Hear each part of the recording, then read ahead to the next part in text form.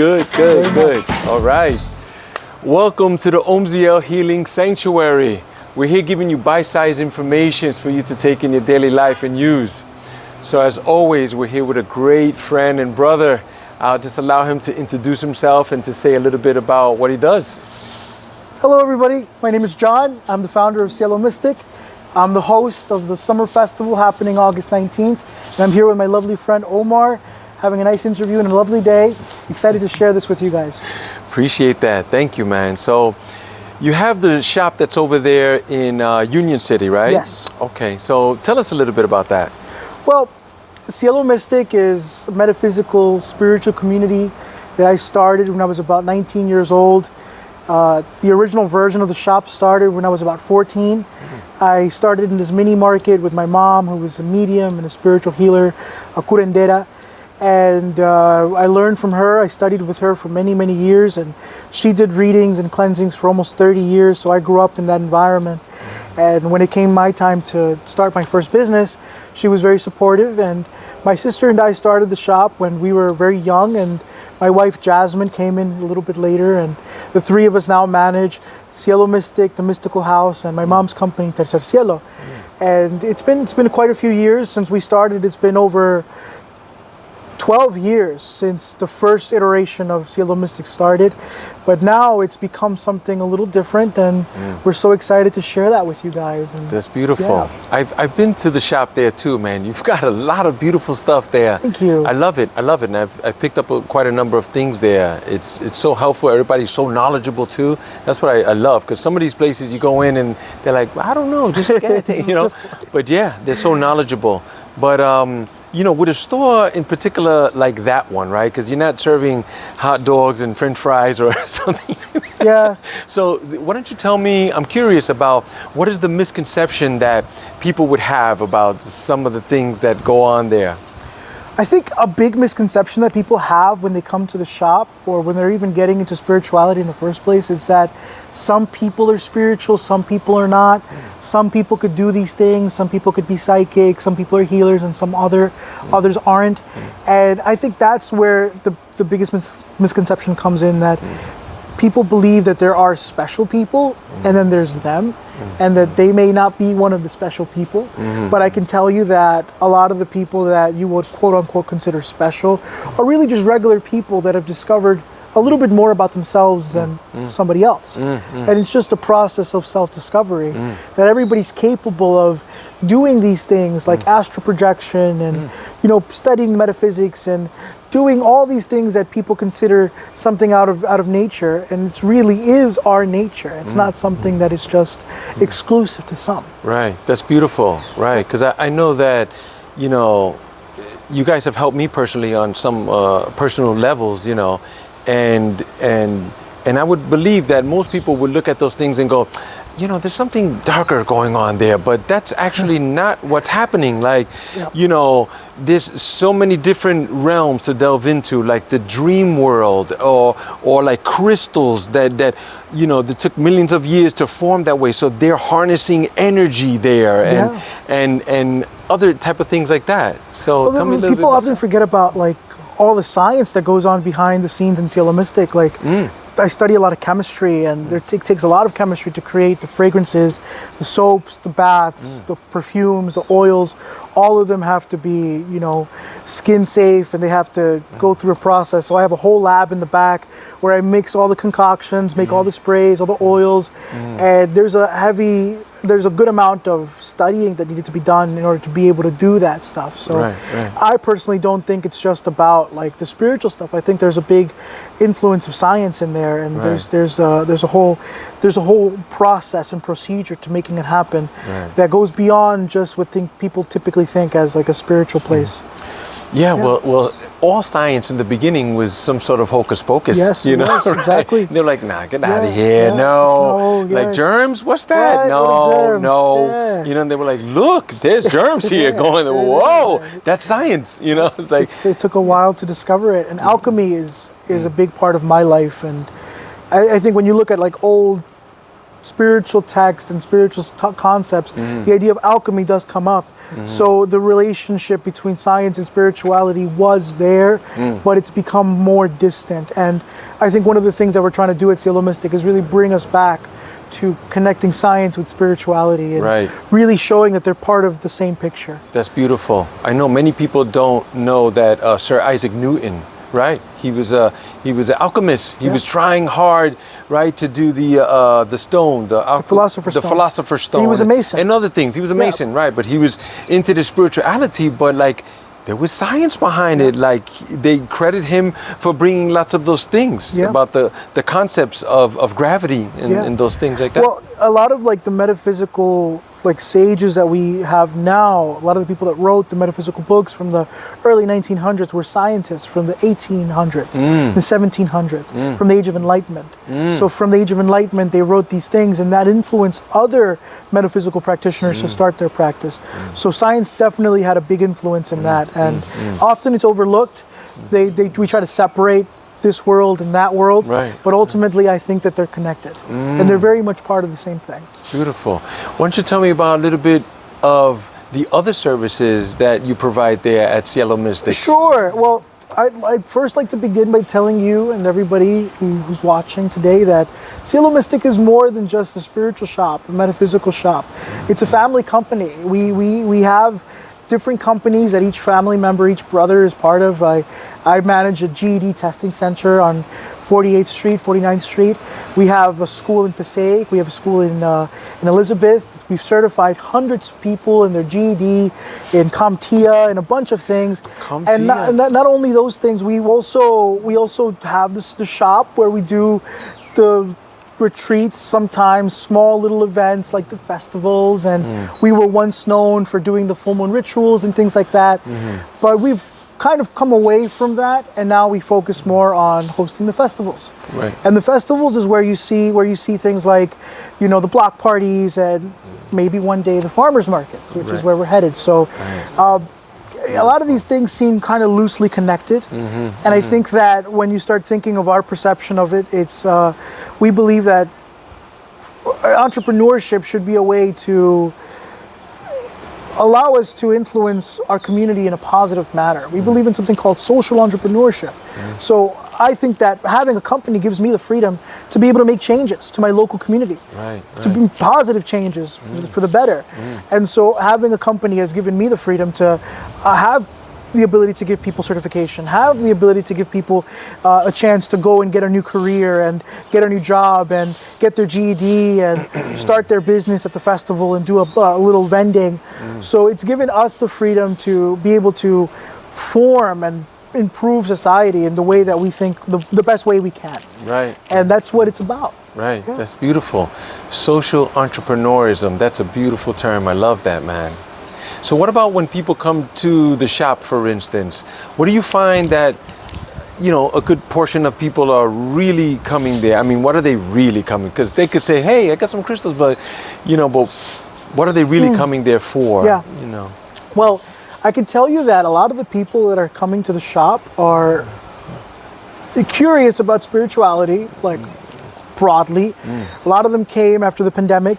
You know, people went to find themselves and to diverge into who they are. They discovered that they don't really know themselves, and in that time of pressure and fear, they tried to discover more of who they are. So ultimately, I think that the people that come to Cielo Mystic are people that don't really know who they are and are trying to discover an aspect of themselves. The other side of that, though, is that the people that come to the shop are people that are curious. They're curious of the unknown. They're attracted to what is not common knowledge. So they come to the shop, and there's people there that are very resourceful, very knowledgeable, and they're very open to teaching and guiding them. So they gravitate towards it because they see it as a source of wisdom and information. I could see that too, right? Because, you know, think of ancient times. People live and died by certain beliefs that they're no longer like that no more.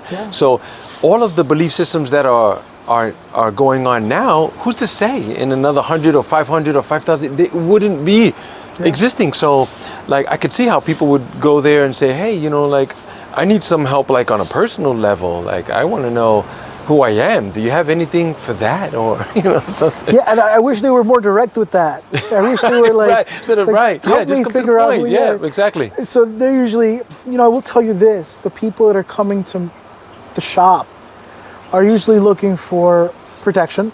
They're looking for some type of spiritual protection. They're looking for some type of luck, abundance. They're looking for love. Right. They're looking for a sense of comfort. Big one. It's got to be big. And those are all the things that we're gravitating toward. So like telling you this, the viewer here, a little bit about that people are looking for love, for abundance, and for inner peace. Right. Then that should tell you a little bit about what you should be looking for in your life. Because that is what it takes to discover yourself. Right. To discover yourself means to have that abundance and to have sense of love and sense of purpose, right, and to feel fulfilled. And then you're kind of like providing the tools for some of those things, which I think is beautiful. Yeah. Like, hey, here, like it's you. Like, go ahead. Like that's why. Yeah. Like even growing up, I remember like having a talisman or a rabbit foot or something like that. And people were like, oh, that's my lucky charm, But then if something were to go wrong, they would like throw it out or something like that. But in actuality, it's you. It's your belief in whatever that is. It could be anything. It could be a leaf or a branch or a rock clover. or a what? Four-leaf clover. Or four-leaf clover. Yeah. It could be anything, So I believe also that we're helping to influence this life too. Like we tell many people here at Omziel, you like your life or you don't like it. You're the one who made it. You're making your life. You're writing your own script right now. You don't have to do that job. Oh, I have to. No, you don't. You could go do something else, or at least start working towards something else. To influence you. I very much agree. Yeah. And we do have a lot of people that come to the shop and with the same complaint. I don't like my life. I don't like where I am. I don't like where I've been. I don't like the choices I've made. And ultimately, we are always swaying them towards taking control and not letting them go into a victim mentality, because a lot of the times people are seeking the validation to their own victimhood. They're seeking someone to say, okay, yes, it is justified for you to feel this way. And maybe somebody did do this thing to you, and maybe somebody did put this black magic on you. They're looking for that confirmation. Right. But ultimately, if you can let go of those things, you take control of your life, that's where you really find that inner peace that you're looking for. I love that. Yeah, I do feel like anything that it is that you want to see in your life, well, you are the master of your own ship. Like you can do it, whatever it is. It might take work, and then about that victimhood that you spoke about too, because we also get that here too. But we usually tell people, whatever happened to you is not your fault. But it is your responsibility to do something about it. Yeah. See, it's yours now. Own it. And now what are you going to do with it? You're going to just sit there and go, this happened to me and I'm just going to stay here? Or you're going to be like, okay, this happened to me. Now I'm going to put it down, or I'm going to get up, or I'm going to break it, or I'm going to use it to help other people. Because that's some of the stuff that we do here too. Yeah, like, it is. My story is a long one. I love that. I love that you're building that here, because I think there's no limited amount of how much that's needed. People need positive figures, positive spiritual figures, and that is very lacking now. I do notice that too. Like I get quite a number of people saying, "Oh my God, thank you so much," and I'm like, "You talking to me?" Like, like I didn't do anything. Like I'm just doing this thing here. This is my passion, and I'm trying to help you. But I noticed that they're so grateful. Like, wow, it's so needed. Like, that's great what you're doing, man. Keep doing it. Like, you help me, you help other people so much, and I see that in you too, John. That's why I have levitated towards you, is because you are a pillar in the community. Whether you know it or not. Like, people look up to you and they go, wow, that's great. He's making it, man. He's doing it. Like, they don't see all the behind the scenes, like the struggle, Yeah, right? there's a lot of struggles, or the work that you do, which is another question that I wanted to ask you. What is it that keeps you working hard in what is it that you do? What keeps you motivated? I think that is a very faceted question. I think that what keeps me motivated partially is my sense of creativity. I'm a very creative person. I love creating things.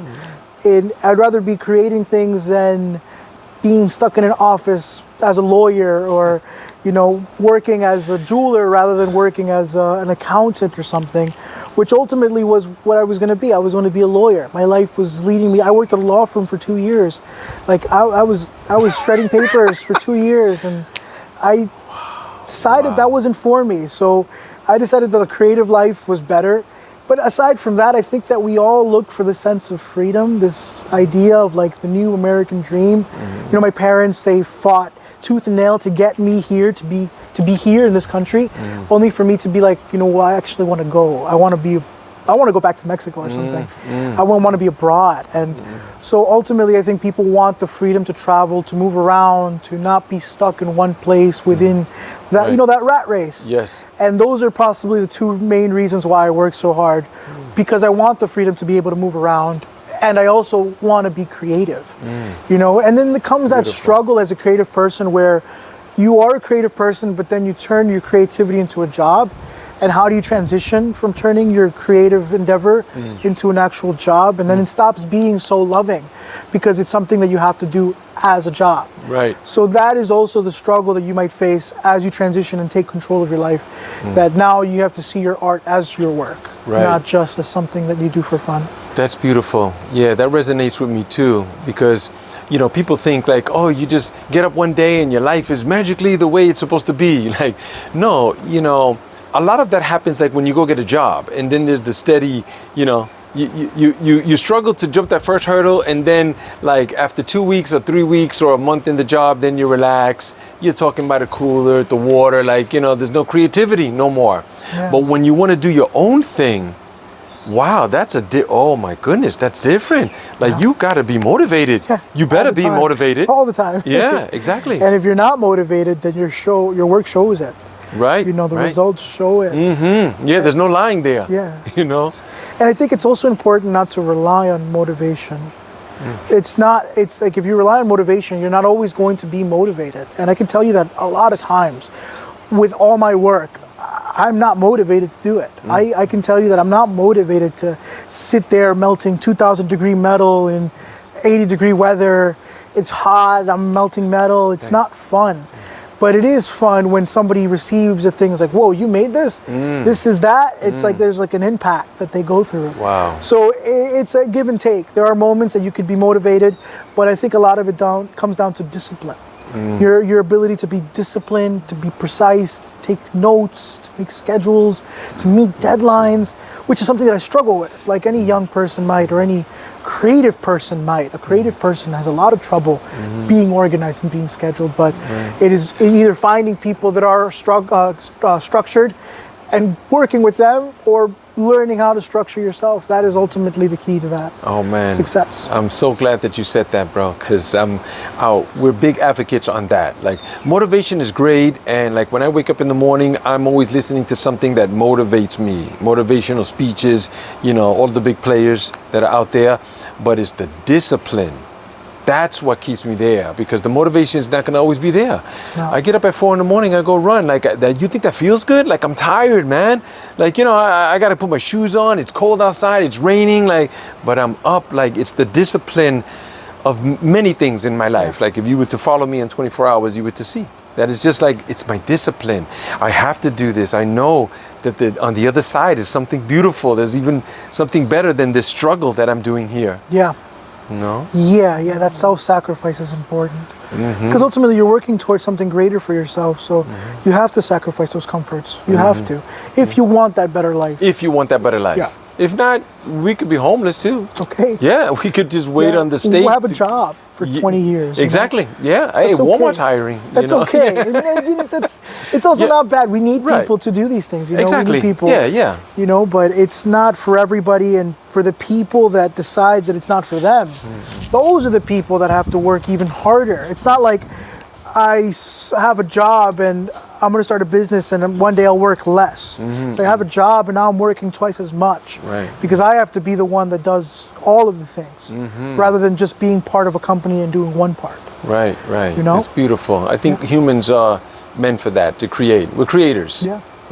Many scriptures speak about that. We're here. This is why we're here. We're the dominant species, supposedly, and we're in this world to create things and to help others. That's how I feel. You know? So why don't you tell me about the upcoming event that we have in the street festival? I'm excited. I mean, there's so many things I want to talk about that. Well, it'll be our fourth festival that we host in Union City. We love working in Union City. The community is always so welcoming. The government officials are always so welcoming and warm and supportive. Brian Stack has been such a support for, I mean, if you live in Union City, you know, this man is giving out free turkeys every Thanksgiving. He's like, he's a blessing. And part of what we're doing with the festivals is that our vision is that we want everyone to have the opportunity to start a business, the opportunity to build their own alternate source of income. That's why the block parties happen. Because we want everyone to have the chance to start a table, start a business, and maybe that money that they make that day starts their website, and that starts their future business, and it goes from there.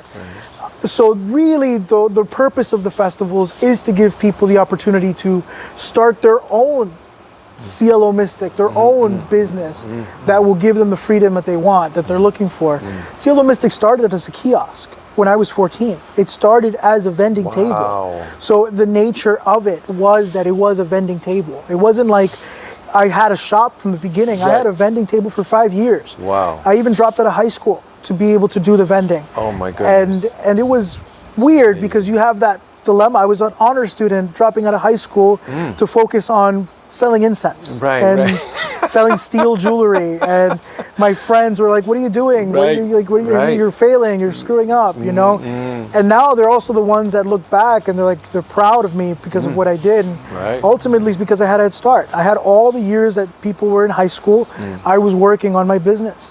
So I think that everyone should have the opportunity, or at least be motivated or being told that this might be a reasonable way to start a different life for yourself. And I've gotten to speak to some of the vendors and how inspired they are to do it. How like, hey John, I did all this stuff, I'm ready for the vending, I'm excited. I made shirts, I made stickers, I made pamphlets, I made this. I'm like, wow, that's amazing. I'm happy that this inspired you to go out of your way and build your business, because that's what they're doing. They're building their own business, their own brands. And Union City is such a accommodating place for that, accommodating for small businesses, that it's just natural that we would do this, that we would create small businesses within the city of small businesses. Yeah. Well, we were able to be there. You allowed us to do the ice plunge there last year, and it was amazing. Let me tell you, bro, it was so many people, so friendly, so many local vendors. There was a guy who typed up something on an old typewriter, a little poem thing, and the woman with the eye shades, I can't remember all the names, sorry about that. But we got some for my kids, they're so cute, and there was artists there, and crystal necklaces, wire wrapping of, oh my goodness.